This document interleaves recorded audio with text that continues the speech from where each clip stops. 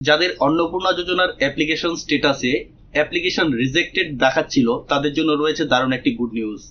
এর আগে যখন আপনারা অন্নপূর্ণা যোজনার অ্যাপ্লিকেশন স্ট্যাটাস চেক করেছিলেন এবং দেখেছিলেন আপনাদের অ্যাপ্লিকেশন স্ট্যাটাস রিজেক্টেড দেখাচ্ছিল, তখন কিন্তু আপনারা সবাই হতাশ হয়ে পড়েছিলেন। তো এই বিষয়টা নিয়ে আপনারা অনেকেই কমেন্ট করে জানিয়েছিলেন যে এরকম দেখাচ্ছে, তো এখন কি করব, কি করণীয় রয়েছে। তো আজকের এই ভিডিওতে আপনাদেরকে একটি নতুন গুড নিউজ দিতে যাচ্ছি। আপনাদের যে সেই হতাশা কিন্তু এবার কাটতে চলেছে। তো যাদের অ্যাপ্লিকেশন স্ট্যাটাসগুলো রিজেক্টেড দেখাচ্ছিল তাদের জন্য গুড নিউজ এটাই যে তাদের যে আবেদনগুলো সেগুলো আন্ডার এনকোয়ারিতে চলে গেছে। তো এই আন্ডার এনকোয়ারিতে যাওয়ার অর্থটা কি, এবার ভালো করে একটা জিনিস বুঝুন। যাদের আবেদনগুলো প্রথম পর্যায়ে স্ক্রুটিনি বা যাচাই বাছাই করা হয়েছিল তখন কিন্তু তাদেরকে অযোগ্য বলে বিবেচিত করা হয়েছিল বা তাদের আবেদনগুলোকে বাতিল করে দেওয়া হয়েছিল। পরবর্তীতে আবার আজকের থেকে নতুন করে সেই যে সমস্ত রিজেক্টেড অ্যাপ্লিকেশনগুলো, সব অ্যাপ্লিকেশনগুলোকে কিন্তু আবার আন্ডার এনকোয়ারির আওতায় নিয়ে আসা হয়েছে। তার মানে সরকারের যে লক্ষ্য যাতে কোনো যোগ্য আবেদনকারী এই অন্নপূর্ণা যোজনার সুবিধা পাওয়া থেকে বঞ্চিত না হয়, সেই লক্ষ্যে কিন্তু যে সমস্ত রিজেক্টেড অ্যাপ্লিকেশনগুলো ছিল সেগুলোকে আবার পুনরায় যাচাই বাছাই ইনকোয়ারি করার জন্য সেগুলোকে আবার নিয়ে নেওয়া হয়েছে। তার জন্য কিন্তু আপনারা যখন স্ট্যাটাস চেক করবেন যে অ্যাপ্লিকেশনগুলো রিজেক্ট ছিল সেগুলো কিন্তু দেখাচ্ছে আন্ডার এনকোয়ারি।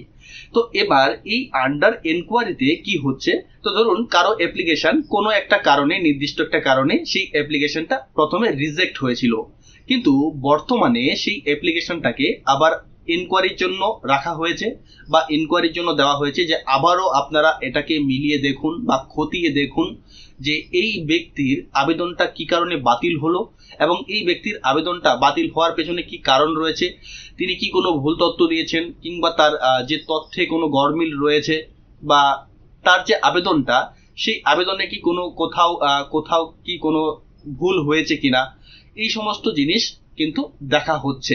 বা তার যে আবেদনটা সেই আবেদনে হয়তো তিনি এমন কোনো কিছু বিষয় উল্লেখ করেছেন যেগুলোর দ্বারা প্রথম পর্যায়ে মনে হয়েছে যে তিনি হয়তো আর অন্নপূর্ণা যোজনার যে সুবিধা পাওয়ার যোগ্য নন, কিন্তু পরবর্তীতে দেখা গেল ইনকোয়ারির পর এমনটাও হতে পারে যে সেই বিষয়গুলো আবার ভালোভাবে ধীরে সুস্থে যখন বিষয়গুলো যাচাই বাছাই করে দেখা হবে, ইনকোয়ারি করা হবে, তাকে অন্নপূর্ণা যোজনার একজন যোগ্য আবেদনকারী হিসেবে বিবেচিত করা হতে পারে। তো তার জন্যই কিন্তু সমস্ত যে রিজেক্টেড অ্যাপ্লিকেশনগুলো ছিল সেগুলোকে আবার পুনরায় খতিয়ে দেখার জন্য কিন্তু আন্ডার ইনকোয়ারিতে রাখা হয়েছে। তো এবার স্বাভাবিকতই আপনাদের মনে একটা প্রশ্ন আসতে পারে, যাদের অ্যাপ্লিকেশনগুলো রিজেক্টেড হয়েছে এবার অ্যাপ্লিকেশন স্ট্যাটাস চেক করে দেখছেন যে আন্ডার ইনকোয়ারি রয়েছে, তাহলে আপনারা কবে নাগাদ টাকা পাবেন বা আপনাদের এখন কি করতে হবে। তো দেখুন একটা বিষয়, এই যে আন্ডার ইনকোয়ারিতে রয়েছে যাদের অ্যাপ্লিকেশনগুলো, তাদের কিন্তু এখন আপনাদের বর্তমানে করার কিছুই নেই। কেন করার কিছুই নেই? এটা সম্পূর্ণ অফিসিয়াল ম্যাটার্স। আপনি আবেদন জমা করেছেন এবং ফ্যামিলি লেভেল যে ডাটা কালেকশন সেটা সম্পন্ন করেছেন, তথ্য দিয়েছেন। তো এবার প্রথম পর্যায়ে আবেদনগুলো স্ক্রুটিনি করার পর সেই আবেদনগুলোকে রিজেক্টেড করা হয়েছে। এবার দ্বিতীয় পর্যায়ে সেই আবেদনগুলো আন্ডার ইনকোয়ারিতে চলে গেছে। তখন এই যে আবেদনগুলো আবার ইনকোয়ারি করে দেখা হবে। যদি কোথাও গিয়ে মনে হয় বা এমন হতে পারে যে কোথাও মনে হলো যে এখানে আরো পর্যাপ্ত পরিমাণ তথ্যর প্রয়োজন রয়েছে, সেক্ষেত্রে হতে পারে আপনাকে ডাকা হতে পারে ভেরিফিকেশনের জন্য, হতে পারে আপনার যে গ্রাম পঞ্চায়েত কিংবা বিডিও অফিস থেকে আপনাকে ডেকে পাঠাবে যে আপনি এর জন্য যথাযুক্ত উপযুক্ত তথ্য দিন বা কোথাও কোনো গরমিল থাকলে সেটার কি বৈধতা রয়েছে সেটা দেখান, কোনো ডকুমেন্টসে ভুল থাকলে সেটা ঠিক করুন। তো এই সমস্ত কিছু হতে পারে এবং সেটা পরবর্তী পর্যায়ের কথা বলছি। তখন কিন্তু আপনাদেরকে ডেকে পাঠানো হতে পারে, অথবা এমনও হতে পারে আপনাদের আবার পুনরায় নতুন করে আবেদন করতেও হতে পারে। তো এই বিষয়টা আপনারা কি করে চেক করবেন যে আপনাদের আবেদনগুলো আন্ডার এনকোয়ারিতে রয়েছে কিংবা ইনকোয়ারি থেকে কোনো অবস্থার পরিবর্তন হলো কিনা, বা আপনাদের আবেদনগুলো যে আন্ডার ইনকোয়ারিতে ছিল সেই আবেদনগুলো বর্তমানে কি স্ট্যাটাস রয়েছে। তো যার জন্য সবার প্রথমেই আপনারা আসবেন অন্নপূর্ণা যোজনার যে অফিসিয়াল ওয়েবসাইট রয়েছে socialregistry.wb.gov.in, এই অফিসিয়াল ওয়েবসাইটে আসার পর এখানে সিটিজেন বা ফ্যামিলি লগ ইন অপশন রয়েছে, এখানে ক্লিক করবেন। তারপর এখান থেকে আপনি আপনার ডিস্ট্রিক্টটা সিলেক্ট করবেন। ডিস্ট্রিক্টটা সিলেক্ট করার পর এখানে রেজিস্টার মোবাইল নাম্বার এবং এখানে যে ক্যাপচাটি রয়েছে সেই ক্যাপচাটি এখানে বসিয়ে দেবেন। বসিয়ে দিয়ে রিকোয়েস্ট ওটিপিতে ক্লিক করবেন। তারপর আপনার রেজিস্টার মোবাইল ফোনটিতে একটি ওটিপি দেওয়া হবে, সেই ওটিপিটি আপনাকে এখানে দিয়ে দিতে হবে। এবার ওটিপিটি দিয়ে এখানে ভেরিফাই অ্যান্ড কন্টিনিউয়ে ক্লিক করবেন। তো দেখতে পাচ্ছেন তারপর এখানে যে অ্যাপ্লিকেশন স্ট্যাটাসটা সেটা এখানে দেখাচ্ছে যে আন্ডার এনকোয়ারি।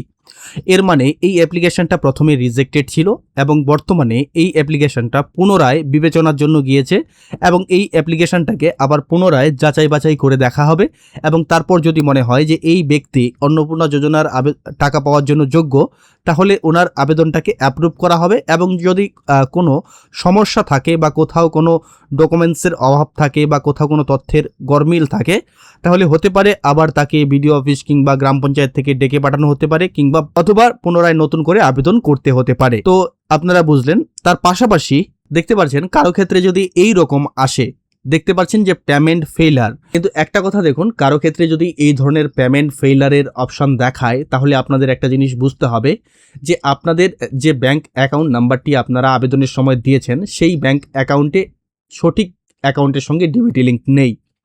অনেকের ক্ষেত্রে কি হয়, ধরুন কোনো একটা ব্যাংকে আগে অ্যাকাউন্ট ছিল, সেই অ্যাকাউন্টটা কোনো কারণে বন্ধ হয়েছে, পরবর্তীতে আবার ওই ব্যাংকেই সেম ব্যাংকেই আরও একটা অ্যাকাউন্ট খুলেছে।